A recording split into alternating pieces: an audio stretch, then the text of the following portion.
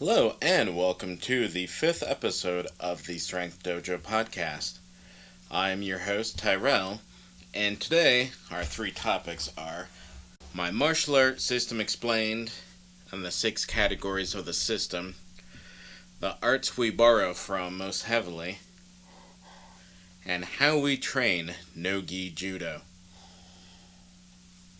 So to begin with, our 6 categories are taijutsu, aiki, jujitsu, juki jutsu, tanto jutsu, and ki jutsu. So basically translating it in English, it would be stand-up striking, which would be kicks, punches, elbows, headbutts. Aiki, which is basically redirecting an opponent, maybe some stand-up type of jiu-jitsu stuff and things like that. But for the most part, it's just redirecting or stopping them from attacking. There's jiu-jitsu, which is throwing, locks, submissions, which includes things like Japanese jiu-jitsu, judo, Brazilian jiu-jitsu. Juki jutsu, which is firearms. Our 2 that we train is pistol and rifle. Tanto jutsu is knife fighting and club fighting / improvised weapons. And then finally, ki jutsu, which for the most part is correct breathing during techniques and proper movement during techniques and a few other things. And so together it creates a pretty complete martial arts system. We haven't had any notice to really add or remove anything.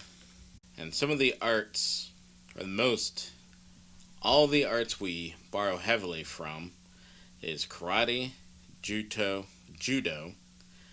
Greco-Roman wrestling, boxing, aikijutsu, jiu-jitsu, Brazilian jiu-jitsu, and some kung fu. You might be thinking, wait, Tyrell, you talk shit on kung fu all the time. I do. That said, there are aspects of kung fu that works really well.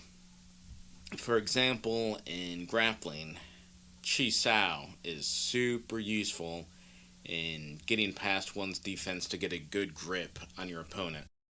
And finally, how do we train no-gi judo?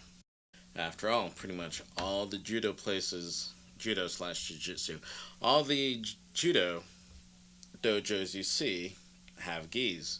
And a lot of the throws you see, you grab on the gi. You watch the tournaments, they're always grabbing the lapels or the sleeves. And in real life, during the summertime, shirts rip, not a good grip. In wintertime, they might have good lapels you can grab. They might rip, and they might not have good things to grab. So, one of the influences for our gripping up is Greco-Roman. Greco-Roman also has no gi, and they still manage quite successfully to grapple and throw their opponents. Something else people don't consider is hair.